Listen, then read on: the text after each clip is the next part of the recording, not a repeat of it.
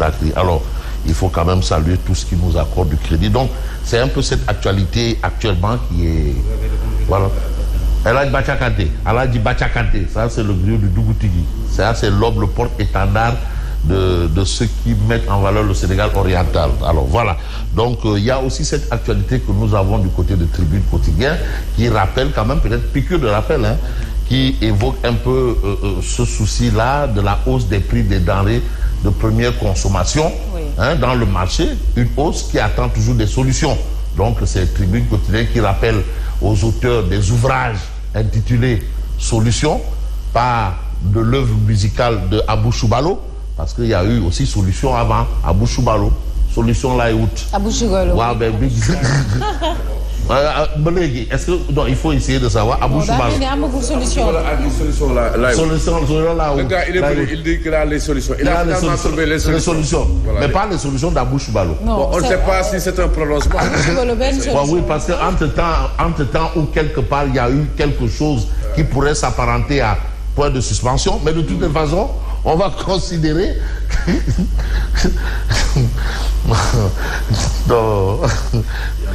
il y a le barne.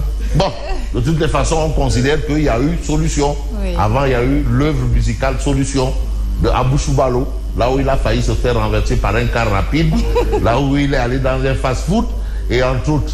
Et c'est à cause d'une femme. Ah, d'accord, voilà. Merci de nous faire ce rappel. C'est à cause d'une femme qu'il a failli se faire renverser, oui, et il cherchait la solution. Oui. C'est à cause de...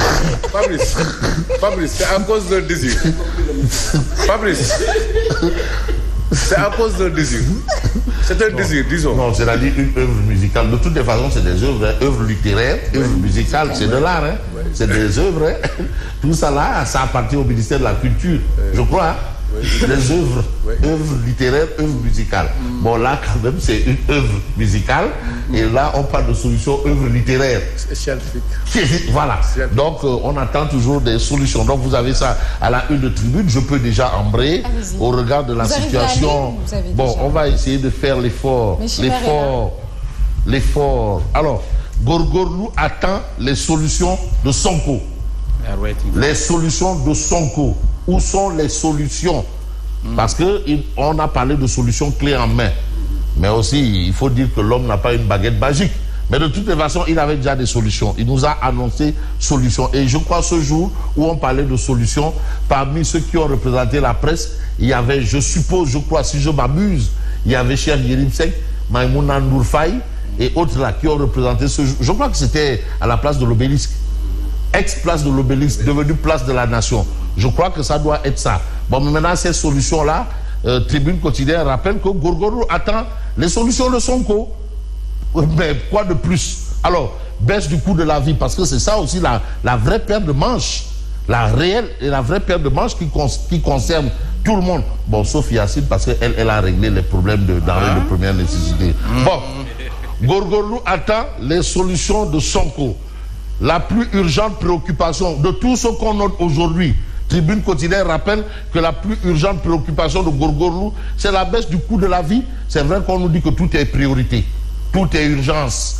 Mais la baisse du coût de la vie, là, c'est la super priorité. Au regard justement du titre de Tribune, les populations ont espoir que monsieur le Premier ministre, ministre des Finances, monsieur le Premier ministre, va très rapidement donner des ordres. Il a fini de donner des ordres, mais il est incapable apparemment. Mais qui est incapable? Non, parce que aussi les ministres ont un rôle à jouer. Hein? Non, il a donné des prescriptions pour une baisse. Oui.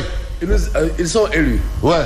Ils sont restés longtemps sans faire baisser les prix. Oui. Le prétexte était qu'ils veulent que s'ils baissent une fois, ils ne vont jamais revenir sur la décision. Bon, on attend peut-être des solutions Feuguediaï de l'autre. Oui. Bon, de toutes les façons, on va retenir, la vie devient de plus en plus chère avec des prix, mais qui ne cessent de grimper. Parce que le débat aussi est posé. Où est le problème? On a eu peut-être un importateur qui nous a dit, mais écoutez, pour certains produits, quand vous les importez, mais vous importez aussi la hausse en même temps. Et il a juré qu'il n'y a pas de pénurie. Pour certains produits, il n'y a pas de pénurie. Il n'y a pas de pénurie. Mais comme on a importé la hausse, donc le prix va augmenter. Mais aussi en face, vous avez un gouvernement qui dit, mais moi j'ai quand même mis plus de 100 et quelques milliards, près de 150 milliards. Bon, le débat se pose. Mais aujourd'hui, Tribune rappelle que Gorgorou attend les solutions de Sonko, quels que soient les arguments notés ça et là, arguments tirés par les cheveux, voire par les pieds ou pas, de toutes les façons, Mirbango. Alors, on reste avec Tribune Quotidien qui affiche Sore. Va Sore.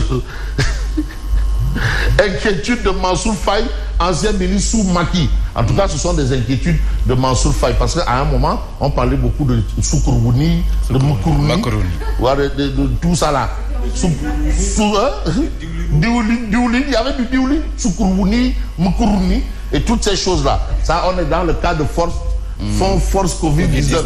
Ça fait 1000 milliards. Le président Doudou a dit, mais tu as 1000 milliards ici. Tu vas chercher 100 et quelques milliards. Ah!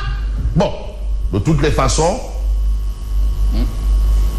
le temps, on nous a toujours dit que le temps de la justice n'est pas le temps des hommes.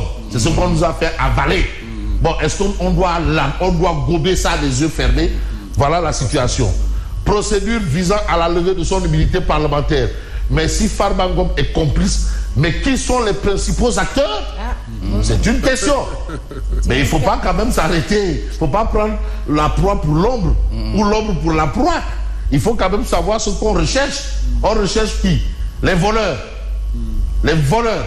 Bon, ben voilà, d'accord. Si Farba Ngom est complice, on parle de complicité.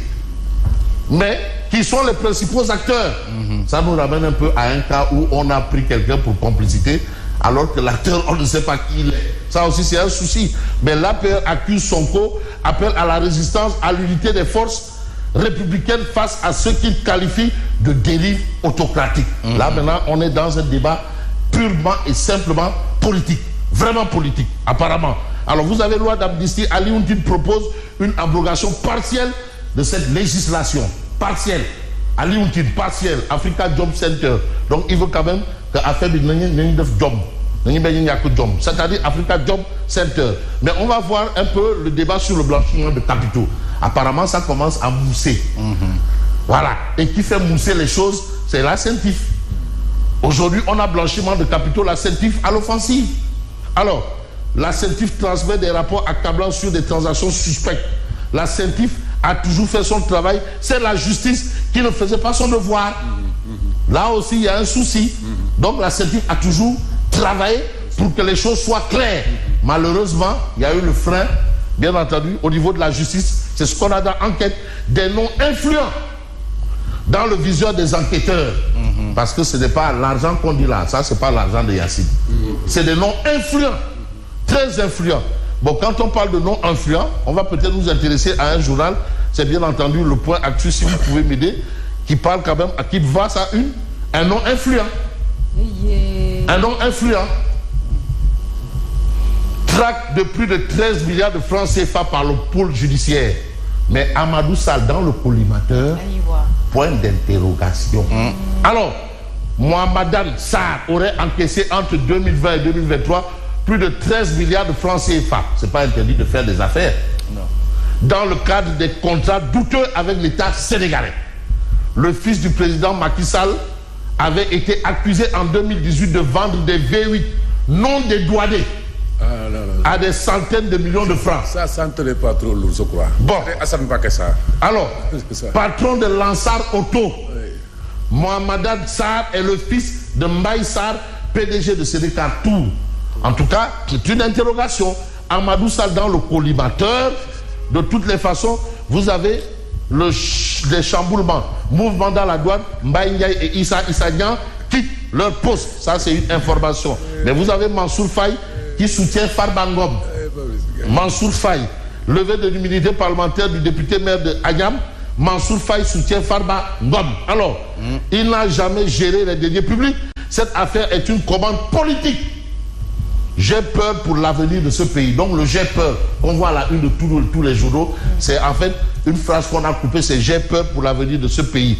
Mais vous avez campagne nationale d'autonomisation de la DRFJ. 59 766 projets enregistrés pour un montant de 60,9 milliards. Et là, c'est la Lyon Aïda Mbodj, super lignère, qui est en avant. Mais on va aller en avant avec le public. Dérive autoritaire. Mansour Faye, bouclier des valeurs de la République. Donc Mansour Faye devient le bouclier des valeurs de la République. Voilà. Ça, c'est une information. Mais vous avez beaucoup d'informations. Hein.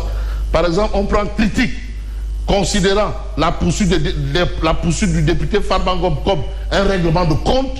L'APR organise la grande résistance. Ça, c'est le titre de critique. Bon, autonomisation des femmes et des jeunes. Docteur Aïda Mbodj va casquer 11,3 milliards de francs CFA en 2025. Alhamdoulilah. Alors, la digitalisation, un gage de transparence. Donc, ceux qui disent que là aussi, Aïda Mbodj, docteur Aïda Mbodj, ne s'intéresse qu'à ses parents, vraiment, ils font fausse route. Yeah. Vous avez la commission ad hoc ratifiée demain. Farba à la gomme. L'APR appelle à la résistance contre Sonko. Mansour Faye de soutenir. J'ai peur pour mon pays. Mais dans le pays, vous avez également Odia, Omar Diakité. Il est de l'autre côté, il me semble. Omar Diakité. De la gauche vers la droite. De Khalid Chofoya Khoulouy ou bien de la droite vers la gauche. Droite. Voilà, de la droite vers la gauche. Voilà. Omar Diakité, il est là. Donc c'est de la droite vers la gauche. Et de la gauche vers la droite, c'est Al-Shawaya Khoulouy, Haya Khoulouy. Bon, voilà. Écran. On parle de société écran. Écran. Société écran. Écran télévision. Vous avez Goro, Mansour, Goro. Vous avez Certif qui approche. Et tout le monde détale. Apparemment, dérive dictatoriale. Ça, c'est écran. Écran TVA écran. Voilà. SA super écran plat à déguster. Tout le monde détale. Et à l'approche de la Sainte, c'est un peu ce que nous livre ce matin, bien entendu, Oumar Diakité. Diakité, Kabak. Merci et bonne continuation. Merci, Lucia. On se retrouve tout à l'heure pour la revue de presse. Et tout de suite, nous